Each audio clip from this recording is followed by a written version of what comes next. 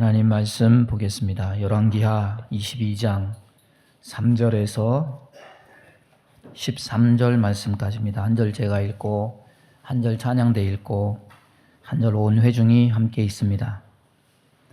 요시야 왕 18째 해에 왕이 무술람의 손자 아살리야의 아들 서기관 사반을 여호와의 성전에 보내며 이르되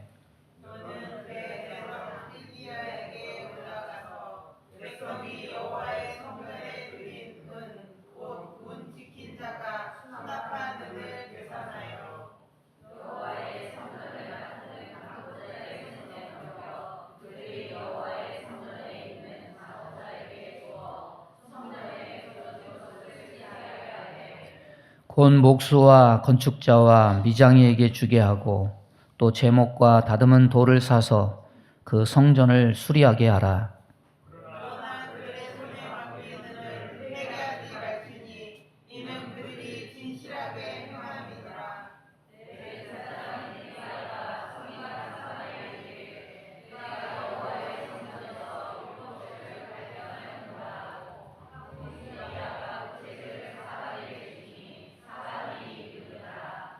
서기관 사반이 왕에게 돌아가서 보고하여 이르되 왕의 신복들이 성전에서 찾아낸 돈을 쏟아 여호와의 성전을 맡은 감독자의 손에 맡겼나이다 하고 왕에게 말하여 이르되 제사장 hil기야가 내게 책을 주어이다 하고 사반이 왕의 앞에서 읽음에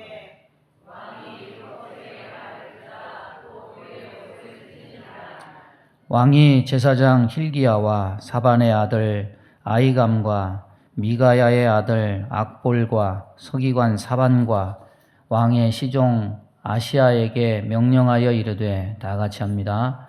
너희는 가서 나와 백성과 온 유다를 위하여 일 발견한 책의 말씀에 대하여 여호와께 물으라.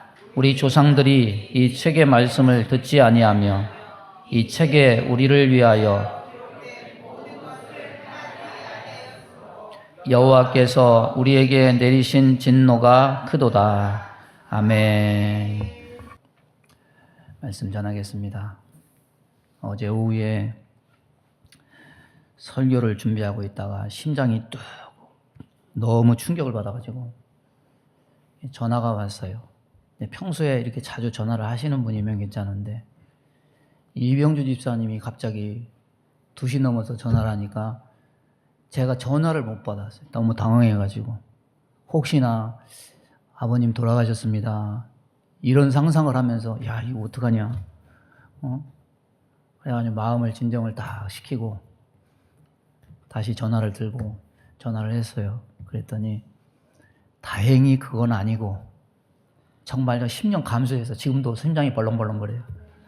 그건 아니고 지난주에 우리 무슨 날이었습니까? 창립 42주년 감사예배 드렸죠.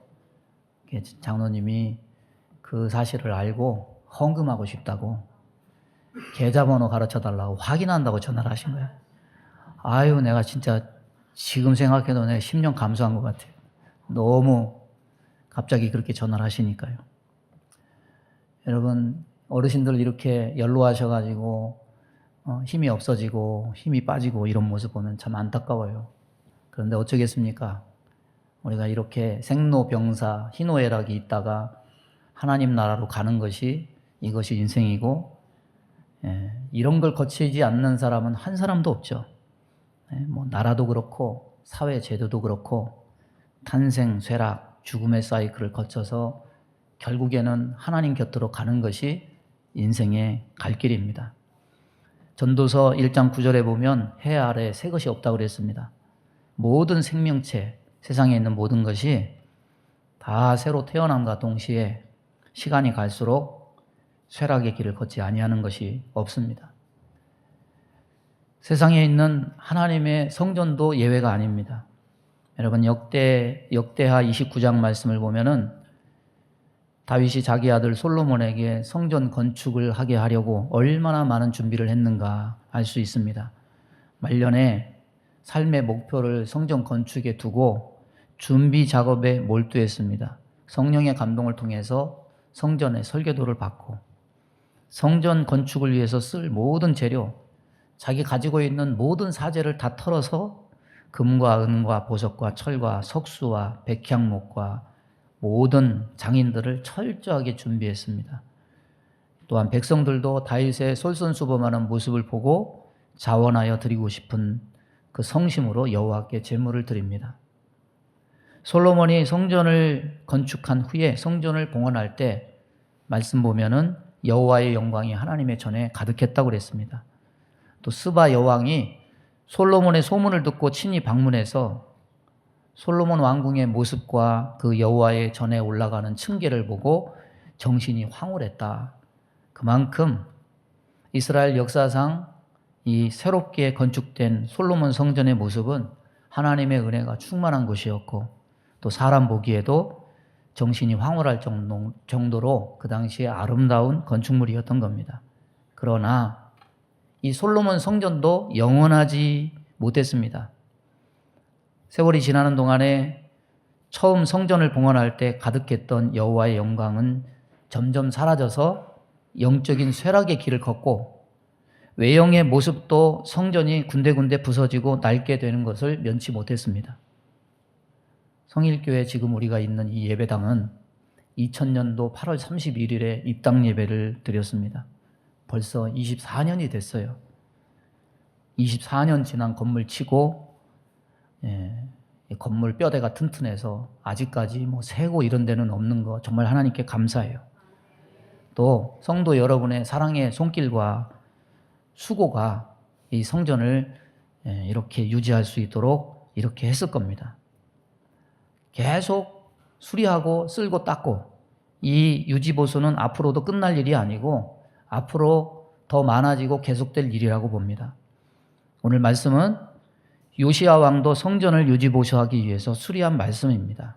이 말씀을 통해서 우리 교회가 외적으로나 내적으로나 온전히 새로워질 수 있는 그런 은혜가 있기를 바랍니다. 요시야는 나라가 남북으로 분열된 후에 300년 정도 흐른 뒤에 통치한 유다의 3대 성군 중에 하나입니다. 바벨론 포로 전 솔로몬 성전을 수리하고 손을 댄 왕은 딱 2명입니다. 하나는 남북 분열로 100년 뒤에 있던 요아스 왕이고 두 번째는 300년 뒤에 왕이었던 요시야입니다. 이런 일이 왕이었기 때문에 가능했느냐? 요시야의 아버지와 할아버지가 누구인가를 알면은 우리는 요시야가 어떤 분위기에 더 익숙했을 것이라 이거를 알 수 있습니다. 요시야의 할아버지는 므낫세 왕입니다. 므낫세는 히스기야 왕의 아들로서 아버지의 그 훌륭한 신앙과 선정을 보고 자랐음에도 불구하고 13세 어린 나이에 왕이 되어서 온갖 우상을 유다 땅에 가득하게 하는 악행을 저질러서 유다의 최고 악한 왕으로 뽑힌 사람입니다.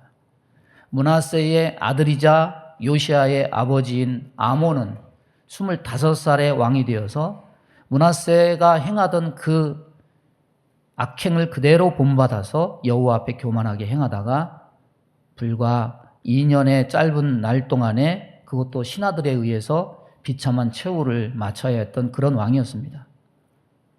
유다의 멸망은 이런 므낫세의 가중된 범죄로 말미암아서 작정된 하나님의 진노였습니다. 그러면 예루살렘의 멸망이 작정될 정도로 므낫세가 행한 악이 하나님 앞에 컸다면 반세기를 지나는 동안에 히스기야가 이뤄놓은 그 신앙의 유산은 어떻게 되었겠습니까? 열왕기하 21장 9절 보면은 므낫세의 꾀물 받고 악을 행한 것이 여호와께서 이스라엘 자손 앞에서 멸하신 여러 민족보다 더 심하였더라. 히스기야가 이룩한 모든 신앙적인 유산은 므낫세와 아몬 왕을 거치는 동안에 히스기야 왕 이전보다 더 극심한 불신앙과 우상숭배로 돌아갔습니다. 백성들이 하나님을 떠나서 우상숭배와 불신앙에 빠져 있었습니다. 므낫세 주변과 아몬의 주변에는 올바른 신앙을 가지고 입바른 소리하고 왕이 하나님 앞에 올바른 통치를 할 수 있도록 목숨을 걸고 조언하는 신하가 한 사람도 없었습니다. 그렇다면 요시야가 왕으로 등극해서 대하게 된 이 나라의 원로들과 백성들 대부분은 우상 숭배자였다는 겁니다. 백성들 거의 대부분이 므낫세와 아몬이 52년에 걸쳐서 쌓아오는 옛 습관에 젖어 있었을 겁니다. 그러나 여호와를 섬기기에 악조건인 이런 분위기 속에 요시야 왕은 하나님을 향해서 마음을 열고 하나님을 향해서 관심을 보였습니다. 첫 번째로 성전을 수리했던 요아스 왕은 그래도 그를 종교적으로나 정치적으로 그를 가르치고 후원하는 사람이 있었습니다. 요아스 왕은 제사장 여호야다의 신앙적인 지도와 지원 속에 자랐습니다. 그런데 요시야는 그런 특별히 신앙적인 지도와 지원을 해주는 사람이 없었습니다. 그럼에도 불구하고 할아버지와 아버지의 그 간길에 관심을 보이거나 영향을 받거나 자기 주변에 포진하고 있는 우상숭배에 쩔어 있는 신하들과 만백성의 비율을 맞추는데 관심을 보이지도 않고 그는 홀로 하나님을 향해서 관심을 보였습니다. 홀로 쓰러져가는 유다를 다시 하나님 앞에 일으켜 세우려고 고군분투했습니다. 그의 마음을 2절 말씀은 한 구절로 보여줍니다. 요시야가 여호와 보시기에 정직히 행하여 그의 조상 다윗의 모든 길로 행하고 좌우로 치우치지 아니하였더라. 이 요시야가 왕위에 오른 18째 해에 요시야가 무엇을 보았느냐? 오늘 5절 말씀은 그것을 우리에게 언급해 줍니다. 성전이 퇴락한 것, 성전이 부서진 것, 성전의 부서진 곳을 보았다는 거죠.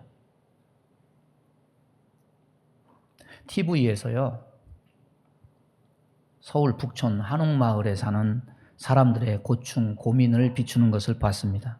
전 세계에서 관광객들이 한옥 구경하러 옵니다. 그런데 북촌에 있는 그 한옥들은 고궁이 아니에요. 유적지가 아니에요. 거기 사람이 살고 있어요. 생활 공간입니다. 이 사생활 공간에 관광객들이 수시로 똑똑 두드리고 화장실 좀 써도 돼요? 여기 어떻게 가는 거예요? 개인 주거지역에 이러시면 안 된다고 말하면은 짜증을 내면서 무슨 사람 인심이 이렇게 야박하냐고 그렇게 욕을 하고 밤이고 낮이고 문 앞 계단에 앉아서 웃고 떠들고 사진 찍고 음료수 먹고 계단에 그대로 두고 가고 밤이고 새벽이고 공항에서 봉고차로 이 한옥 스테이 한다고 그걸 실어 날라요. 그러면 집 앞에 봉고차 대고 와서 내리면 관광객들은 어떻게 하느냐? 그 새벽에 여행 가방 드르륵 끌고 가요. 그럼 이 모두가 잠든 이 깊은 새벽에 여행 가방을 드르륵 끌고 가면 이건 수면 테러예요. 이게 하루 이틀도 아니고 24시간 365일 계속돼요. 사생활 공간이니까 조심해달라, 조용히 해달라 아무리 말해도 소용이 없어요. 결국 북촌에 살던 사람들이 하다 지쳐서 이제 이사를 간대요. 이게 우리나라만 그런 거냐? 전 세계 관광지가 다 비슷한 거죠. 그래서 거기 관광지에 사는 사람들이 이구동성으로 제발 오지 마세요. 제발 우리도 좀 삽시다. 제발 오지 마세요. 신조어가 그래서 만들어졌습니다. 오버 투어리즘이다. 우리말로 하면 과잉 관광이다. 이런 뜻이죠. 관광객들은 다 신기하고 즐겁죠. 그런데 그곳에 사는 주거자들에게는 괴로움이고 불편함이 되는 거죠. 사람들에게 교회는 어떤 이미지로 비춰집니까? 교회는 베푸는 곳이다. 교회는 희생하는 곳이다. 이런 이미지가 있습니다. 세상 사람들은 교회 다니면 교회 다니니까 그런 불편한 점은 좀 감당하고 참아줘야 되는 게 당연한 게 아니야? 이런 인식으로 교회를 바라봅니다. 우리 역시 그런 것들을 의식하고 삽니다. 사실 옛날부터요. 교회 CCTV 답시다. 그래도 제가 콧방귀도 안 꼈어요. 교회가 그렇게까지 해야 되나. 그때는 그런 일도 없었고. 근데 환경이 바뀌어지니까 결국에는 달 수밖에 없었어요. 4년 전쯤 지하 공유 주방이 들어오면서부터 사람들이 자주 왕래하기 시작했습니다. 여러 가지 문제점들이 불거져 나오죠. 쓰레기부터 담배꽁초, 차량, 오토바이 주차, 오버 투어리즘과 종류는 다르지만 결과는 똑같아요. 불편함. 이걸 해결해 보려고 회사에 말을 하고 여기 밑에 직원에게 얘기하고 새로 이사 오면 여기는 이러니까 이런 것 좀 조심해 달라. 한 3년 해보니까 깨달아요. 이거는 말은 그때뿐이고 이건 남의 얘기일 뿐이고 이 소용이 없구나. 어느 누구도 이건 자기 일이 아니라서 심각하게 생각하지를 않는구나. 교회의 일상이 바뀌었어요. 우리는 매일매일 어떻게 보면 불편함을 감수하면서 살아가고 있다는 거죠.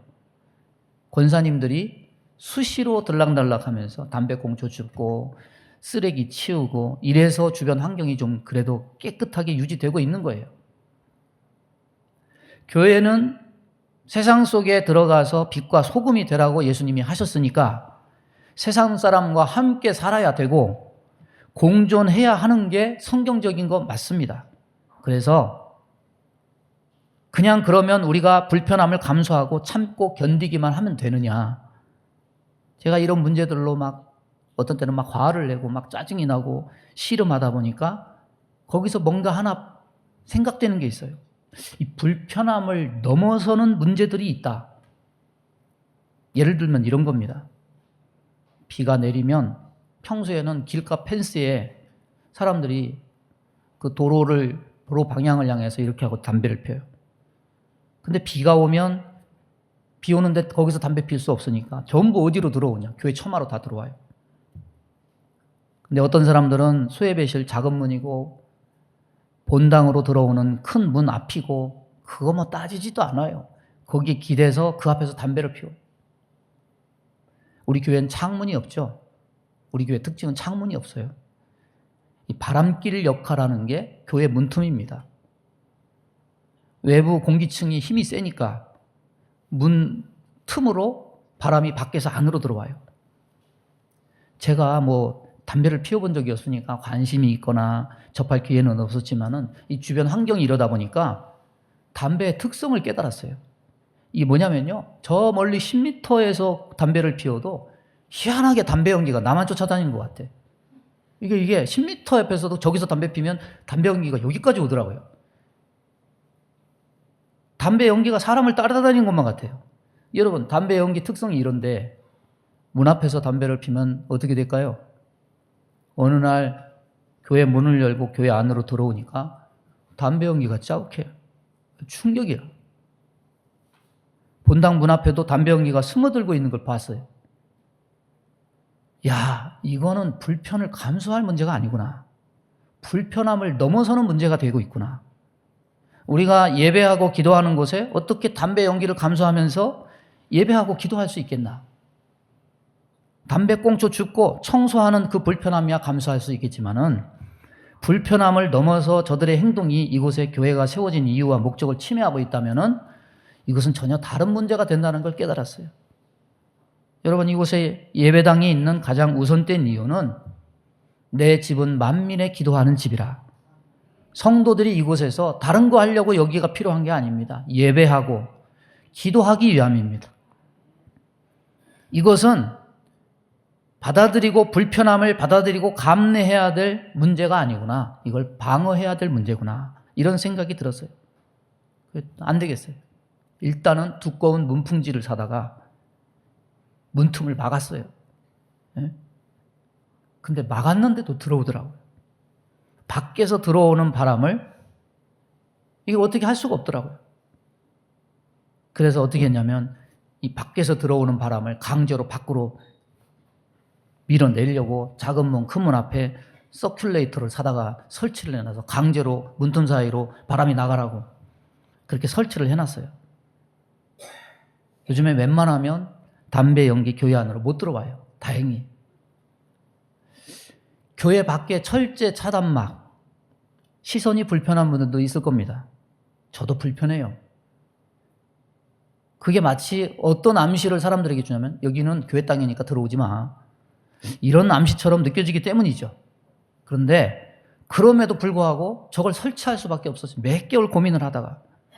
왜? 그 차단막보다 더 불편한 것이 있기 때문에. 오토바이들이 거리낌도 없이 예배하고 기도하기 위해서 들어오는 교회 입구 돌 문턱까지 올라와서 거기서 돌아요.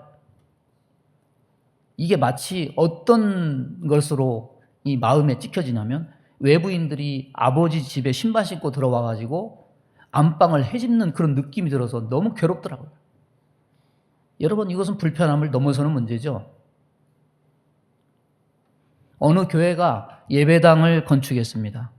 주차장 부지를 넓게 확보했어요. 그래서 좋은 마음으로 지역사회 주민과 소통하고 교류하자 그래가지고 좋은 마음으로 교회 주차장을 개방했어요. 딱 한 가지 조건을 걸었어요. 우리가 예배 있는 날, 주일날과 수요 예배 있는 날은 차량을 이동해 주시기 바랍니다. 어떻게 됐을까요? 뭐 예상하는 그런 답안이 있죠. 알받게 하는 차들, 차 빼달라고 전화해도 전화 절대 안 받는 사람들. 결국 어떤 사태가 벌어지냐면 주일날 예배 드리러 온 차들이 주차를 하지 못해가지고 주차 공간 찾느라고 예배 늦어요. 예배에 집중하지 못하고 예배 분위기가 막 흐트러져요. 이게 불편함을 넘어서는 문제가 야기된 거죠. 결국 당회에서 이 얘기를 하게 돼요. 재직회에서 이 문제가 논란이 돼요.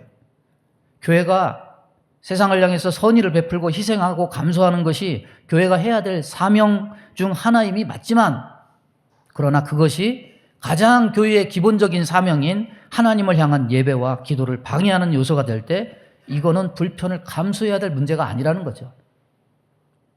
결국 이런 결론에 의해서 그 교회 주차장에 차단막이 설치돼요. 그러면 외부에서 뭐라고 그러겠어요? 교회가 변했다느니 세상과 똑같다느니. 알지 모르는 사람들은 이런 얘기를 하겠죠. 여러분, 성전은 사람을 위한 곳입니까? 하나님을 위한 곳입니까? 둘 다일 겁니다. 그러나 그 주가 누구인지는 성전 문지기의 역할을 통해서 알 수 있습니다. 성전에는 성전 문지기가 있어요. 오늘 말씀 4절에도 문 지킨 자 나옵니다. 성전 문지기는 백화점 직원처럼 문이나 열어주고 닫는 사람을 향해서 서비스하는 사람들이 아닙니다. 그들은 창과 방패로 무장한 레위인들이었어요. 어떻게 거룩한 성전에 창과 방패를 들고 서 있을 수 있는가? 성전 문지기는 사람을 위해서 서 있는 게 아니었기 때문이죠. 하나님의 거룩성을 훼손하는 것을 방어하기 위해서 혹시나 모를 일에 대비해서 창과 방패를 들고 성전을 수호하는 사람들이었던 겁니다. 구약의 성전 개념과 신약의 성전 개념은 달라졌으니까 구약 개념을 오늘날 예배당에 그대로 적용한다는 것은 어폐가 있을 수 있습니다. 그러나 아무리 구약과 신약이 달라지고 현대로 달라졌다 하더라도 변하지 않는 것이 있어요.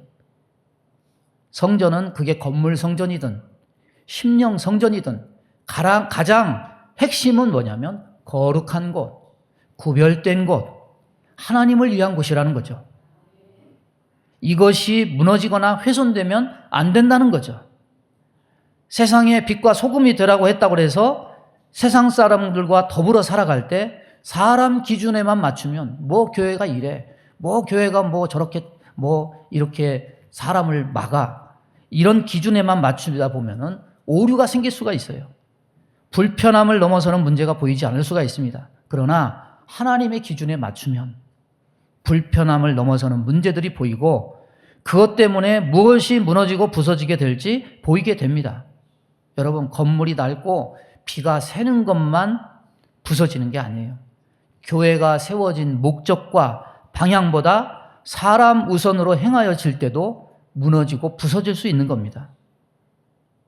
여러분, 외부 사람이요, 교회에 와서 화장실 좀 쓸게요 이러면은 어떻게 해야 돼요?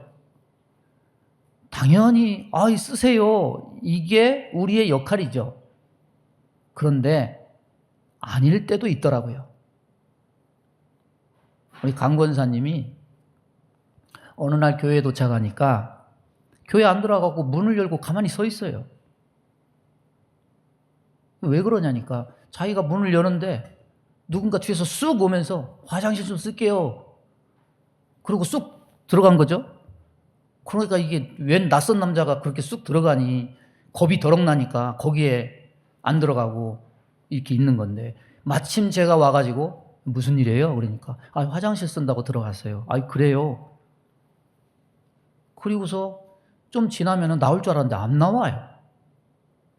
그 화장실에 가서 이렇게 보니까 샤워하는 소리가 들려요. 아니, 거기서 샤워를 하고 있어요. 알고 보니 뭐 노숙자였던 것 같아요. 그래서 뭐 타일러서 보내긴 했는데, 어떤 분들은 뭐 경찰에 신고해야지 그랬는데, 뭐라고 할 거예요.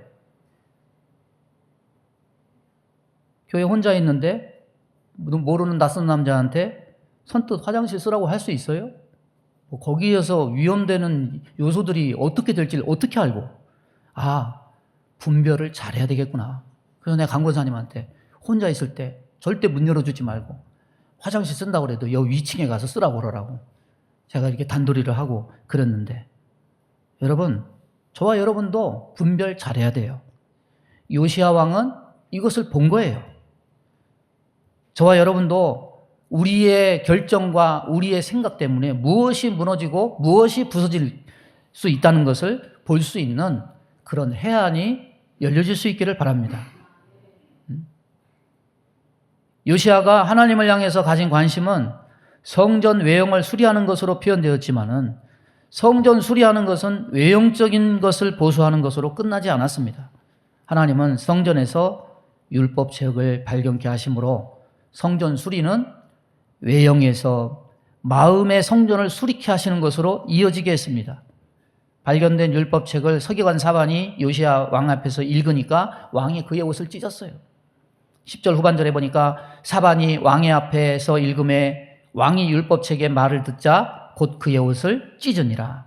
다윗이 왕으로 있을 때 선지자 나단을 불러서 나는 백향목궁에 거하는데 하나님의 궤는 저 장막에 있다. 마음을 굉장히 그것을 죄스러워하고 안타까워했습니다. 그때 하나님이 뭐라고 말씀하셨습니까? 내가 너희 어느 지파에게 어찌하여 나를 위하여 백향목집을 건축하지 않느냐고 내가 말한 적이 있느냐? 여러분, 사실 하나님에게는 이런 장소가 필요 없어요. 왜? 만물은 하나님이 지으신 것이고 하나님은 만물 위에 계시고 그 만물에 충만하신 하나님을 오히려 이런 협소한 공간에 제한시키려는 것이 될 수 있기 때문이에요. 개미가 사람이 거할 집을 건축하겠다고 하는 것과 같은 이치입니다. 그래서 솔로몬이 성전을 지으면서 이런 사실들을 고백합니다. 역대하 6장 18절 보면 하나님이 참으로 사람과 함께 땅에 계시리이까 보소서 하늘과 하늘들의 하늘이라도 주를 용납하지 못하겠거든 하물며 내가 건축한 이 성전이오리이까. 하나님께는 모든 세상의 하나님의 처소들이 작은 곳이고 누추한 곳입니다.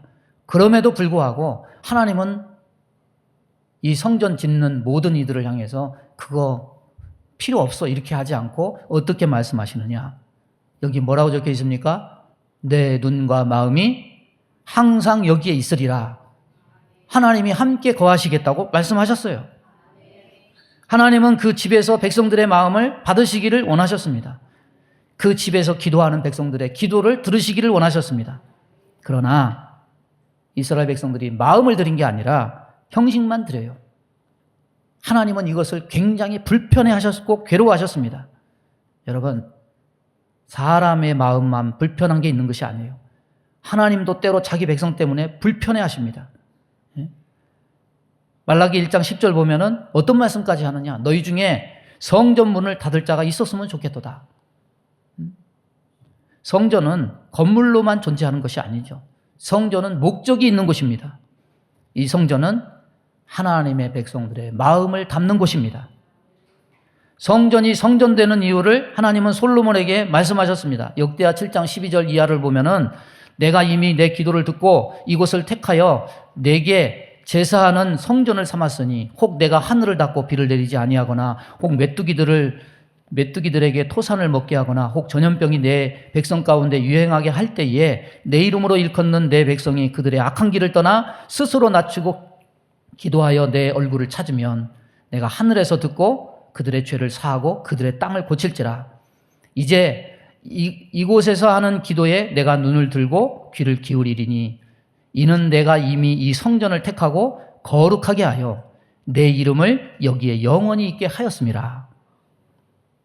성전은 하나님 백성들의 마음을 담는 곳인데 스스로 낮추고 기도해서 하나님의 얼굴을 구하는 자들의 마음을 담는 곳입니다. 교회가 세상 사람 불편하게 하는 것은 말하면서 정작 자신이 하나님 마음을 불편하게 하는 것에 대해서는 생각하지 못한다면 우리는 깨달아야 됩니다. 하나님은 우리의 마음이 새로워지기를 원하십니다. 그 새로움은 어떻게 얻을 수 있느냐? 서기관 사반이 요시야 왕 앞에서 읽으니까 왕이 그 옷을 찢었다고 했는데, 옷을 찢었다는 것은 자기 마음을 상하게 하고 마음을 찢었다는 것을 외적으로 표현한 겁니다. 요시야 왕은 하나님 말씀을 듣고 자기 마음을 찢은 겁니다.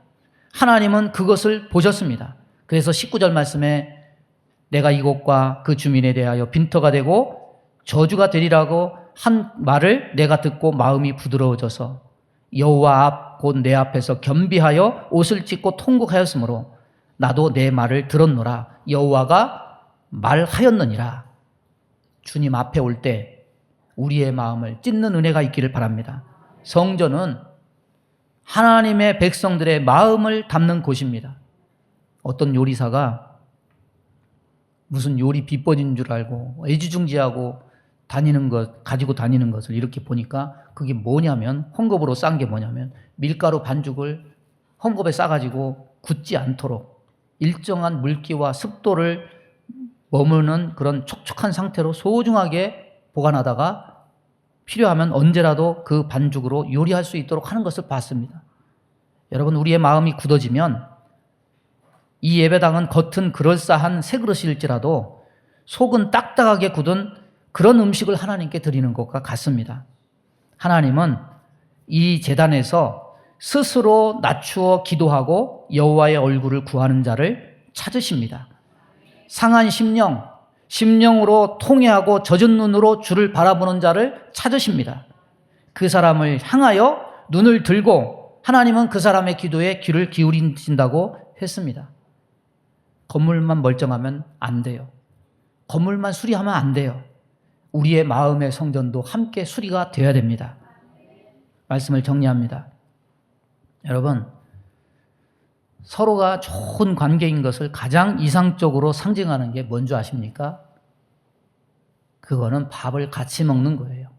우리 친한 사람끼리 야, 밥 한번 먹자 이렇게 얘기하죠. 근데요, 하나님도 그러셔요.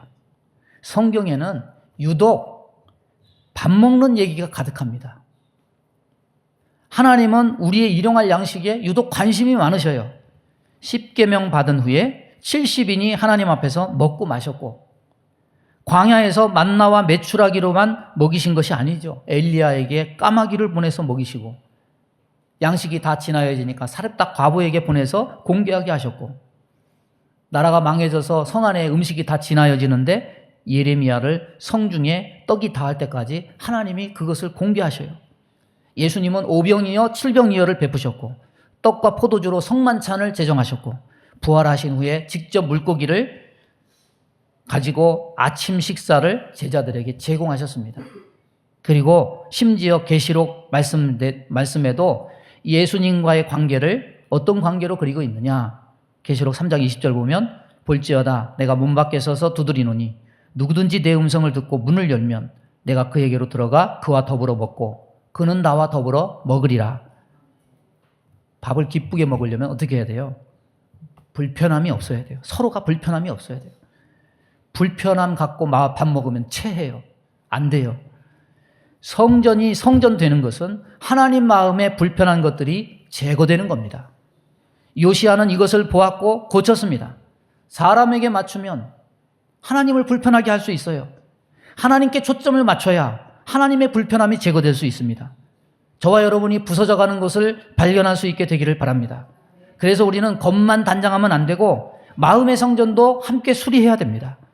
그런 결과로서 이 성전에서 함께 밥을 먹고 잔치하는 것처럼 하나님의 은혜가 누려지는 저와 여러분 되기를 주님의 이름으로 축원합니다. 우리 주여 한번 부르고 합심하여 기도합니다. 주여, 하나님 아버지 감사합니다. 오늘도 주의 말씀을 우리들에게 허락하심을 감사합니다. 하나님, 우리가 하나님을 불편하지 않게 하는 자들 되게 인도해 주옵소서. 하나님, 이곳이 아버지 우리가 외형만 꾸미는 것이 아니라 우리의 내면도 치료되고 우리의 내면도 하나님을 향해서 제거되고 회복되어서 하나님을 기쁘시게 하며 하나님과 함께 더불어 먹고 마시고 잔치하는 것이 될 수 있도록 하나님 은혜를 베풀어 주옵소서. 오늘도 성령으로 우리의 마음을 다스려 주시고 아버지 하나님의 기쁨이 우리 안에 회복되는 귀한 역사가 있게 하여 주옵소서. 예수님의 이름으로 축복하며 기도하옵나이다. 아멘. 믿음의 손을 가슴에 얹습니다. 몸이 연약한 곳에 손을 얹고 기도합니다. 하나님, 이 성전의 주인, 예배당의 주인은 사람이 아니요 하나님이심을 믿습니다. 거룩함을 지키게 하여 주옵시고 우리의 예배와 기도가 흐트러지지 않게 해 주옵시고 아버지 어둠의 권세들에게 이 모든 것들이 회방받지 않도록 주의 전을 지켜 주옵소서. 우리의 마음도 함께 하나님 앞에 바로 서기를 원합니다. 우리의 하나님을 불편하게 하는 것들이 하나님 성령의 불로 은혜로 태워지고 온전히 제거되어서 부드러워지게 하여 주옵시고 하나님을 향해서 마음을 찢는 요시야와 같은 삶을 보일 수 있도록 인도해 주옵소서. 우리 마음 가운데 원망, 불평, 시기, 질투, 미움, 다툼, 이간질하며 불순종, 불신앙케 하며 불안, 조조, 염려, 근심, 두려움을 주는 모든 어둠은 다 떠나갈지어다. 성령님 우리 마음을 주장해 주옵소서. 우리의 거룩함을 지키게 하여 주옵소서. 하나님과 잔치하는 교회가 될 수 있도록 은혜 내려 주옵소서. 몸이 연약한 곳에 손을 얹고 기도합니다. 손을 얹은 곳마다 보혈로 씻어 주옵소서. 성령의 불로 태워 주옵소서. 예수 이름으로 명하노니 모든 병만은 다 떠나갈지어다. 연로하신 어르신들 이 더위와 습도 많은 이 삶 속에서 하나님 건강과 생명을 지켜주시사 이 무더위도 잘 이겨낼 수 있도록 인도해 주옵시고 하나님 여름을 지나는 모든 가정마다 건강의 복과 평안의 복으로 지켜 주옵소서. 예수님의 이름으로 축복하며 기도하옵나이다. 아멘.